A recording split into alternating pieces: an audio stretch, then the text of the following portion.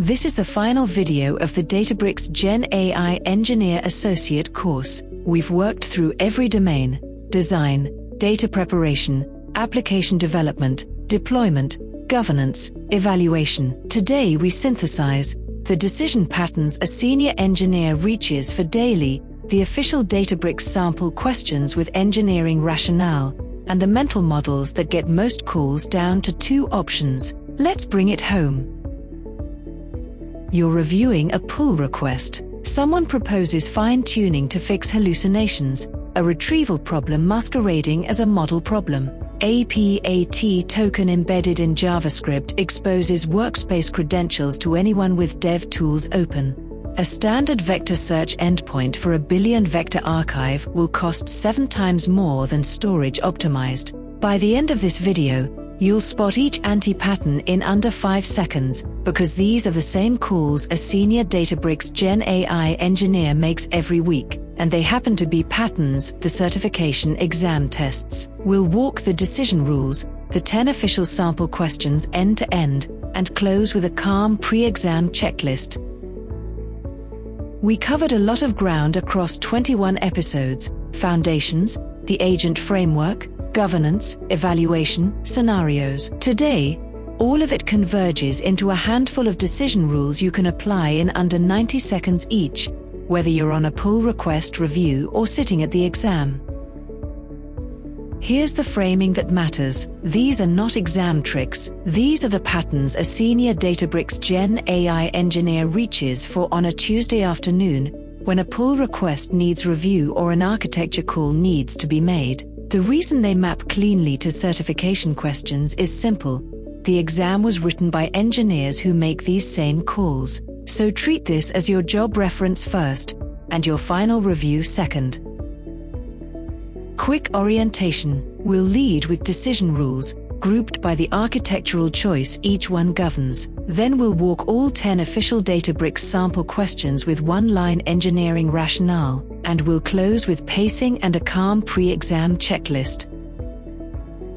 Let's start with the 5 shapes that are always wrong. A personal access token embedded in client-side JavaScript exposes a long-lived workspace credential to anyone with browser dev tools.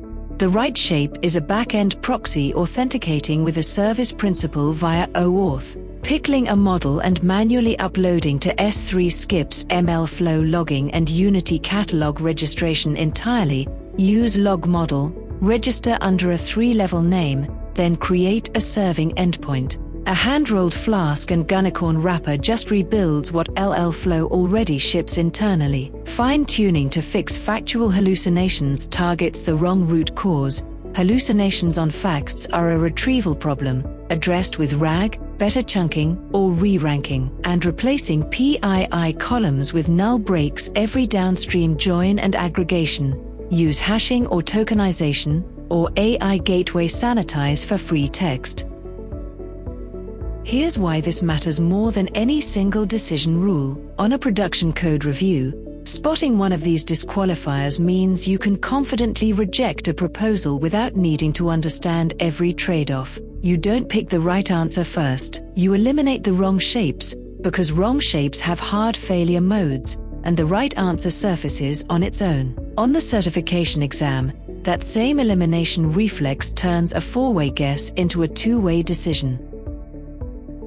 And this isn't a stylistic preference, it's the vendor's own position. From the Databricks docs on personal access tokens, OAuth access tokens are recommended instead of PATs for greater security and convenience. Any answer choice that embeds a personal access token in client code is failing the platform's own guidance, not just yours.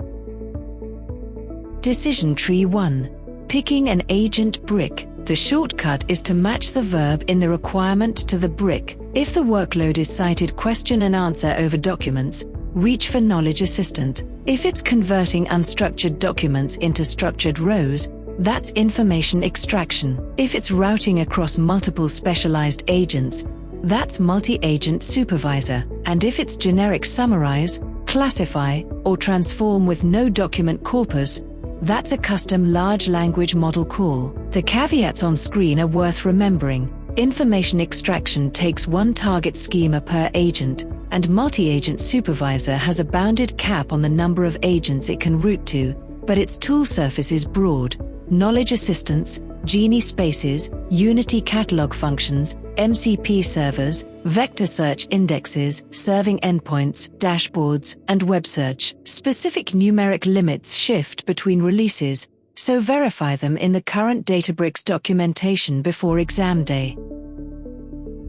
Decision Tree 2. Standard versus Storage Optimized AI Search. Standard endpoints hold full precision vectors in memory, give you tens of milliseconds of query latency, scale to roughly 320 million vectors at dimension 768, and support both continuous and triggered sync. That's the right choice for a real-time search bar where the user is waiting on every keystroke. Storage Optimized supports triggered sync only, carries a roughly 250 millisecond latency floor, and wins on cost-bound archival workloads where the latency is tolerable. Under the hood, storage is decoupled from compute, which is what lets a single endpoint serve a billion vectors or more. Think desk drawer versus warehouse with a forklift.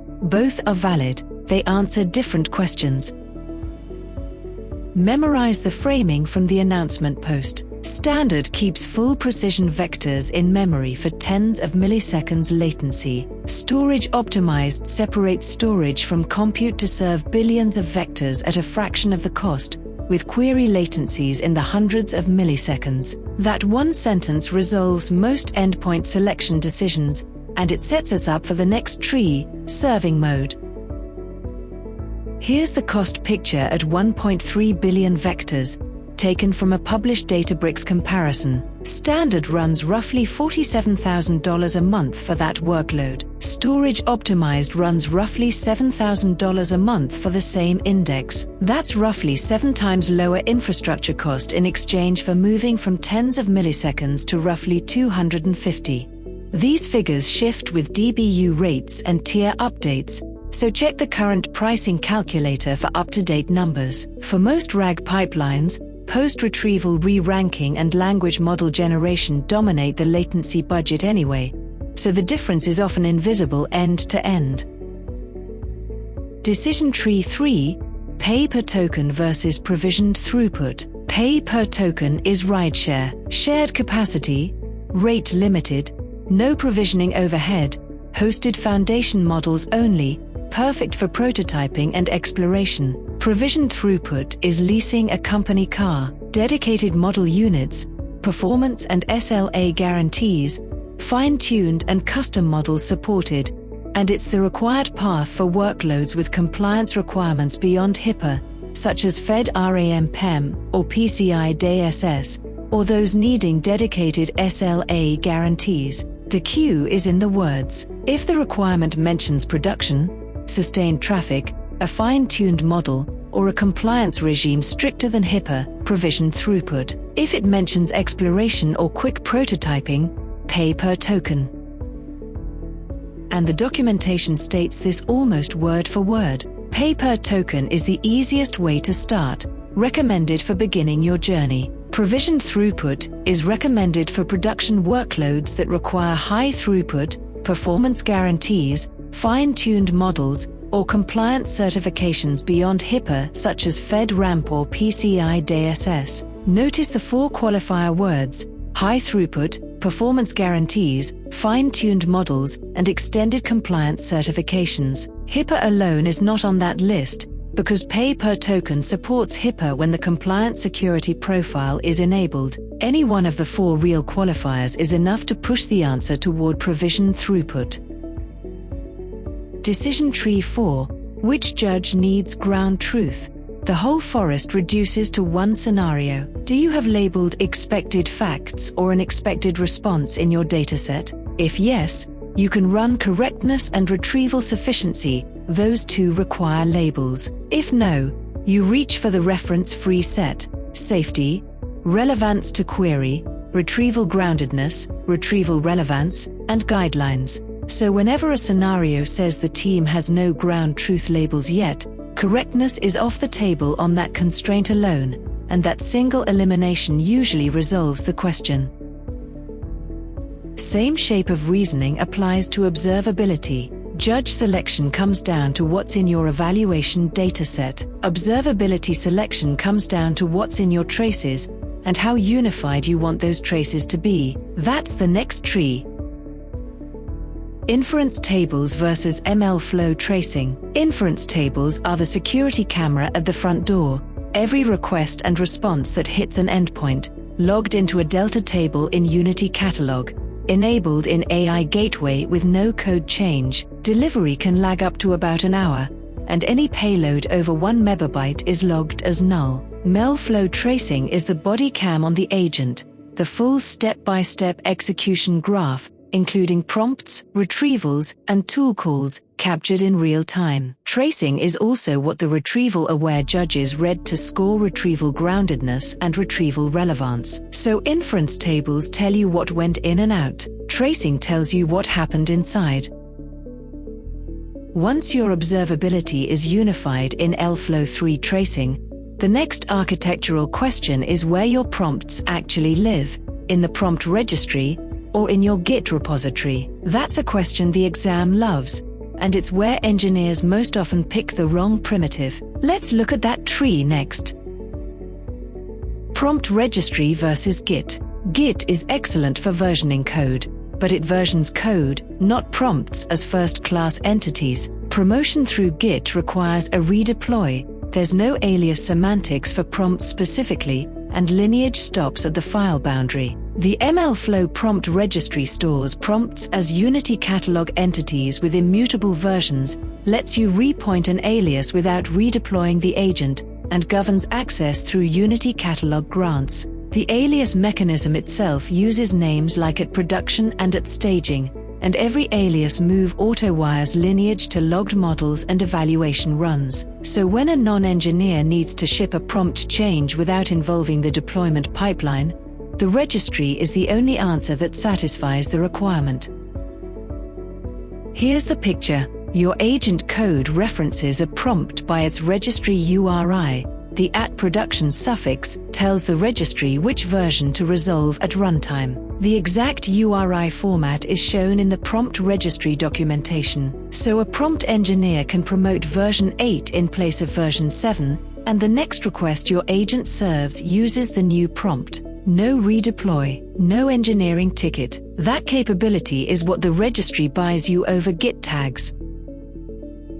Now the official sample questions. Databricks publishes 10 of them, and they're worth working in full because each one frames a real scenario from one of the 6 domains. We'll go through all 10 with the engineering rationale in one line. 2 of them, question 1 and question 9, are multi-select, pick 2. On each one, notice the elimination move, not just the final answer. That's the same instinct a senior engineer uses on any code review, and it happens to be the same instinct that carries on the real exam. Question 1. This is a multi-select asking which 2 requirements must be satisfied when deploying a generative AI application to production on Databricks. The answer is A and B. Option A requires logging the model with MLflow. Option B requires registering it in Unity Catalog. Both are mandatory steps in the canonical production deployment path. Logging gives you the artifact and lineage, and Unity Catalog registration gives you governance and the versioned reference model serving needs. The other options describe steps that are either optional or belong to a different workflow. We'll come back to the multi-select technique itself in a dedicated scene later. Question 2. The team needs to register, version, and serve a model with the least operational overhead, all governed by Unity Catalog. The answer is B. MLflow model serving with Unity Catalog registration is the only primitive that natively covers all 3 verbs in one path. The other options either handle one verb well but force you to build the other 2 yourself, or they bypass Unity Catalog entirely, which fails the governance constraint. The technique here is verb matching. Read the requirement, list the verbs, register, version, serve, and pick the primitive that exposes all of them natively. Question 3. The scenario asks how to deploy a custom Python model to a real-time serving endpoint on Databricks using the canonical path. The answer is C. The fast path here is anti-pattern elimination. Any option that pickles a model and uploads it manually fails on the canonical deployment path. Any option that wraps it in custom Flask and Gunicorn duplicates what MLflow already does. Once you eliminate the shapes that bypass MLflow logging or Unity catalog registration, only one viable answer remains. Question 4. A team needs to build an application that answers user questions over a bounded set of internal policy documents, with citations back to the source. The answer is A. The scenario describes cited question and answer over a bounded set of documents. The verb is answer, with citation. That's the named workload shape for Knowledge Assistant. The other options either describe a different verb, like extract or root, or they ask you to build naive RAG when a task first primitive already exists. Question 5. A deployed model is hallucinating on factual recall questions about the company's product catalog, and the team is debating how to fix it. The answer is D. The scenario describes hallucination on factual recall, and the wrong instinct, the one the distractors play on, is to fine-tune. Fine-tuning teaches style, format, and domain reasoning. It does not teach fresh facts. Factual hallucinations are addressed by grounding the model with retrieval, so any option that reaches for fine-tuning as the root cause fix gets eliminated immediately. Question 6. A team is choosing a serving mode for a fine-tuned foundation model under sustained production traffic, with strict performance guarantees. The answer is C. The qualifier words in this prompt do the work. Sustained production traffic, custom or fine-tuned model, performance guarantees. Each of those independently rules out pay per token. Provisioned throughput is the only option that satisfies every constraint, and the official documentation we read a moment ago says exactly that. One clarification worth holding onto: HIPAA compliance alone does not require provisioned throughput. Only performance guarantees, fine-tuned models, or extended compliance certifications such as FedRAMP or PCI DSS push you off pay per token. Question 7. A team needs to serve a vector index with several billion embeddings, where query latencies in the hundreds of milliseconds are acceptable, and cost is the dominant constraint. The answer is B. Billion vector scale, plus a latency budget the prompt describes as tolerable rather than tight. Those two together are the named shape for storage optimized. Standard would work technically, but it fails on cost at that scale, and any option that suggests sharding across many standard endpoints adds operational overhead the platform's storage optimized tier already solves. Question 8. A team is building a chat interface where each end user must only see vector search results their own Unity catalog permissions allow, and the team must choose the authentication pattern. The answer is A. The requirement is per user permission enforcement down to the vector index. That requires on behalf of authorization from a Databricks app, where the user's own OAuth identity flows through to Unity catalog. A service principal would enforce app-level permissions instead of per user. A personal access token in JavaScript exposes a credential to the browser. Both alternatives fail on the same per user requirement. Question 9. This is another multi-select asking which two practices the team should adopt when promoting a generative AI application from staging to production with proper governance. The answer is D and E. In this question, D requires registering the model under a Unity Catalog 3-level name, and E requires repointing a model alias rather than redeploying a new endpoint. Both canonical governance steps for the staging to production promotion workflow. Same multi-select discipline as question 1. Read every constraint first. Narrow to the candidate pairs that satisfy every constraint. Then verify D against the requirement independently, and verify E against the requirement independently. If either one fails any single constraint, the pair fails, and you replace it. Don't pick D and E because they feel like they belong together. Pick them because each one survives the full set of constraints on its own. Question 10. A team is setting up nightly quality monitoring on production traces, but they explicitly have no labeled ground truth answers yet, and they need to choose which MLflow GenAI judge to apply. The answer is B. The prompt explicitly says the team has no ground truth labels yet. That one phrase eliminates any option that uses correctness or retrieval sufficiency.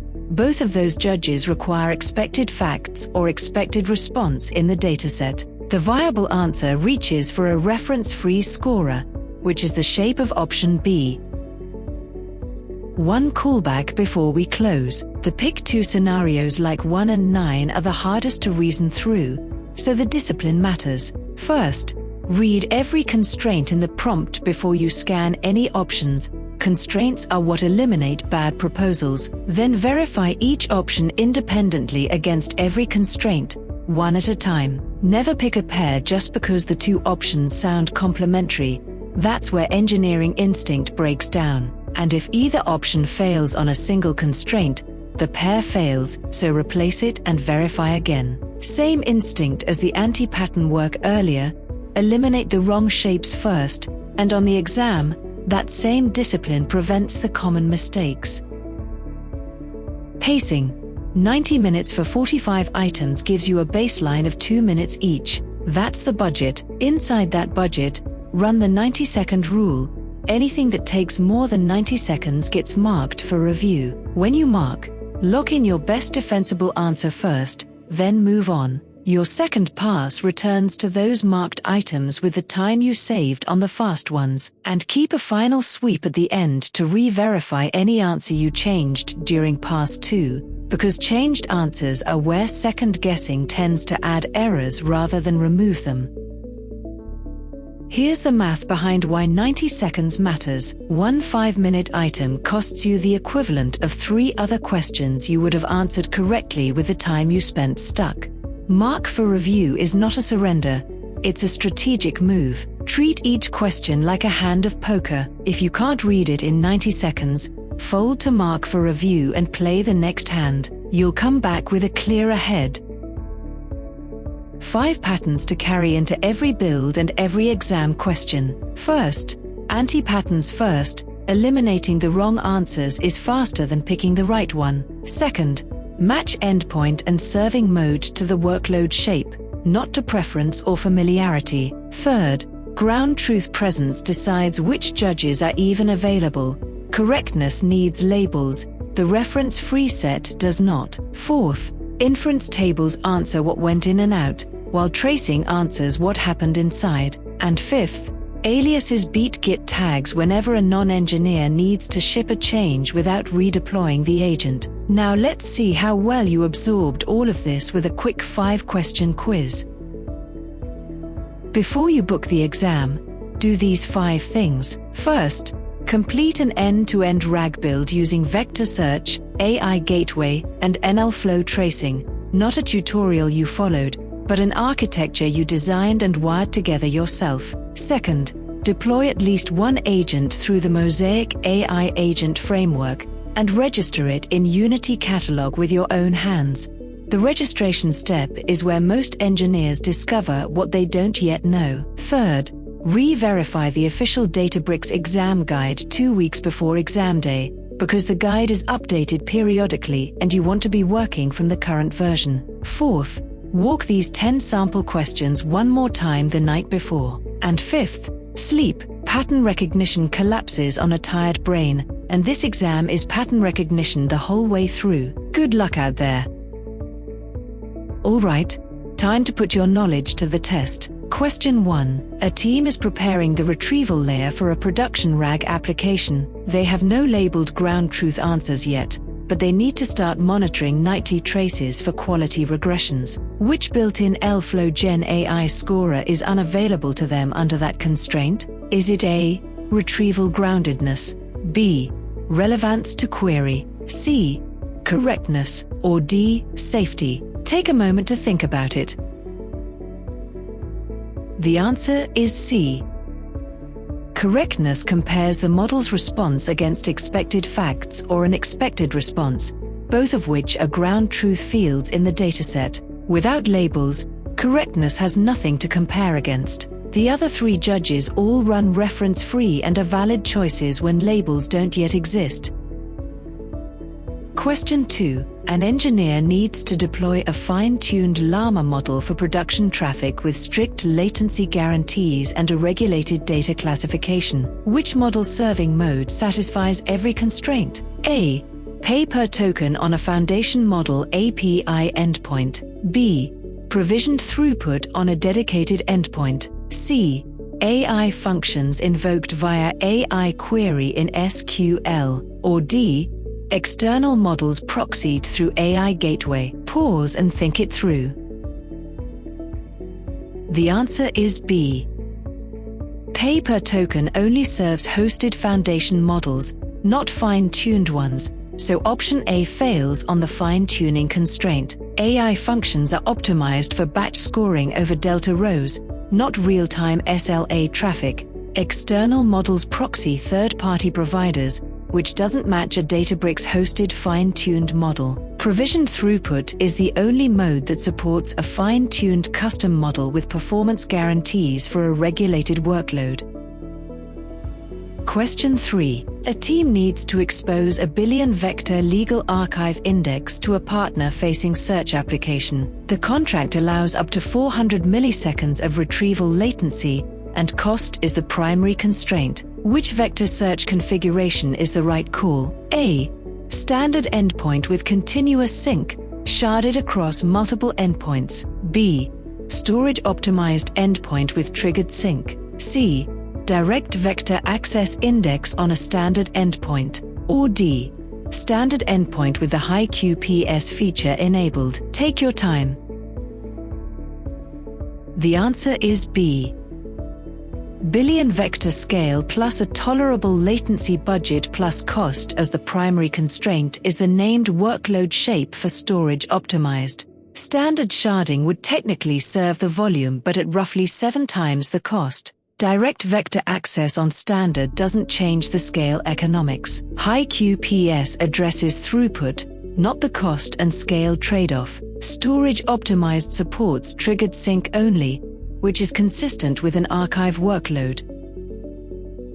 Question 4. An internal RAG application built as a Databricks app must enforce Unity Catalog permissions on a per-user basis, including down to which rows of the vector index each curator can see. Which authentication pattern satisfies that requirement? A. On behalf of authorization using the X-forwarded access token header. B. The app's service principal with a CAN_USA's grant on the index. C. A personal access token loaded from a Databricks secret at startup. Or D. Per user OAuth configured on an external MCP server. Pause and think. The answer is A. Per user Unity Catalog enforcement requires the signed-in user's own identity to flow through to the downstream call. On behalf of authorization does exactly that.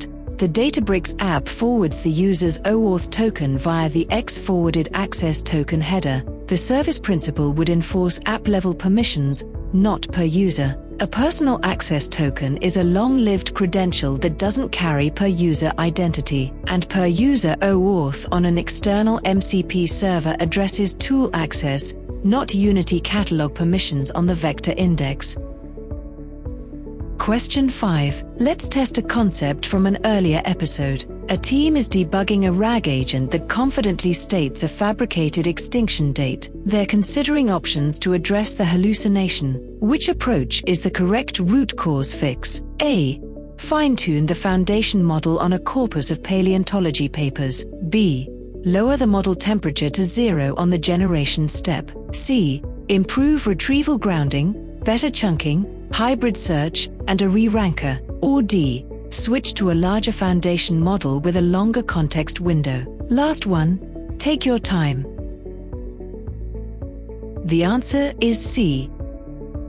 Hallucinations on factual recall are a retrieval problem, not a model capability problem. Fine-tuning teaches style, format, and domain reasoning patterns, but it does not teach fresh facts. and the facts in this scenario weren't in the model's training data to begin with. Lowering temperature reduces output variation but doesn't ground the model in retrieved sources. A larger model with a longer context window doesn't help if the retrieval layer isn't feeding it the right passages. The root cause fix is improving retrieval so the generator stays grounded in the source corpus. And that wraps the whole course. If you're using this before exam day, you've got the toolkit and the patterns, go take it. If you're here for the engineering, these same decisions are the ones you'll make on the job every week. Leave a comment telling me how it goes.